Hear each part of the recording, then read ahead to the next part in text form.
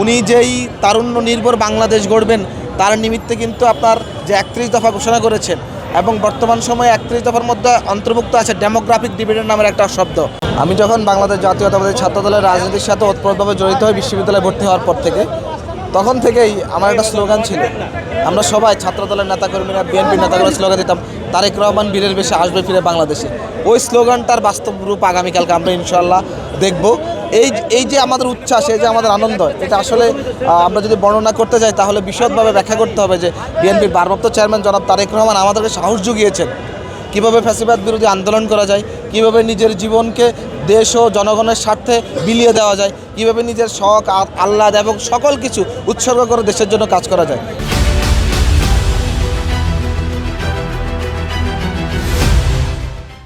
সেই কাজটাই আমরা বিএনপির ভারপ্রাপ্ত চেয়ারম্যান জনাব তারেক রহমান থেকে শিখেছি।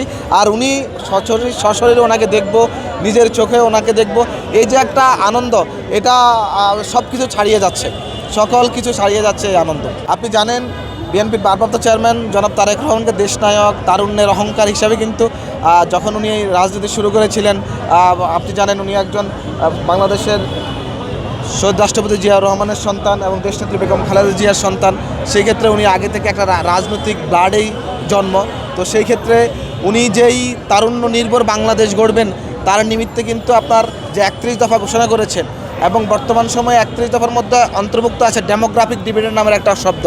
এই শব্দটা উনি কিন্তু ওনার সকল কার্যক্রম, সকল পরিকল্পনায় কিন্তু নিয়ে এসেছেন এবং ইয়ুথদেরকে উনি এমন স্কিল করে গড়ে তুলবেন বিভিন্ন মাধ্যমে, যে ঘরে বসে ইনকাম করতে পারে, ফ্রিল্যান্সিং করতে পারে, নিজেদেরকে দক্ষ নাগরিক হিসেবে গড়ে তুলতে পারে।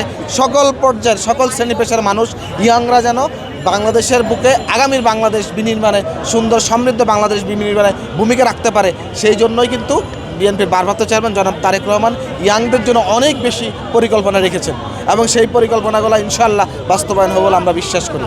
বাংলাদেশ জাতীয়তাবাদী ছাত্রদল আপনি জানেন একটা অনেক বড় সংগঠন এবং বাংলাদেশ জাতীয়তাবাদী ছাত্রদল প্রতিটি বিশ্ববিদ্যালয়ে, প্রতিটি শিক্ষাঙ্গনে তাদের কার্যক্রম সুচারুভাবে পরিচালনা করছে।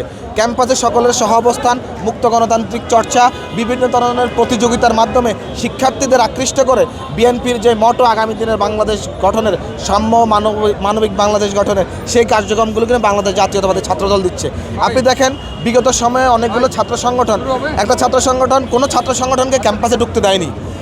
আরও কিছু ছাত্র সংগঠন ইদানিং শুরু হয়েছে যারা মবের মাধ্যমে রাজনীতি করতে চায়, ক্যাম্পাসকে অস্থিতিশীল করতে চায়, বিভিন্ন ইস্যুকে নিজেরা তৈরি করতে চায়, গুপ্তভাবে রাজনীতি পরিচালনা করে। এই গুপ্ত রাজনীতির কারণে আপনি কিন্তু বাংলাদেশের মানুষ কিন্তু একদিন দেখবেন এই রাজনীতির ছাত্রদলের বা অন্যান্য অঙ্গ সংগঠন যারা এই গুপ্ত রাজনীতি বা ফ্যাসিবাদের সময় যে ছাত্র সংগঠন ছিল তাদের বিরুদ্ধে কার্যক্রম করে, তারা অবশ্যই ক্যাম্পাসগুলোতে ছাত্রদলের রাজনীতিকে অনুসরণ করা উচিত। কারণ ছাত্রদলের রাজনীতি সকলের অংশগ্রহণে এবং গণতান্ত্রিক চর্চাকে অগ্রাধিকার দিয়েই করে এবং যেই কোনো বিভিন্ন ধরনের ভিন্ন ভিন্ন উপায়ে কিন্তু ছাত্রদলকে শিক্ষার্থীদের আকৃষ্ট করে, শিক্ষার্থী বান্ধব, শিক্ষা বান্ধব ক্যাম্পাস গড়ে তোলার লক্ষ্যে কাজ করে।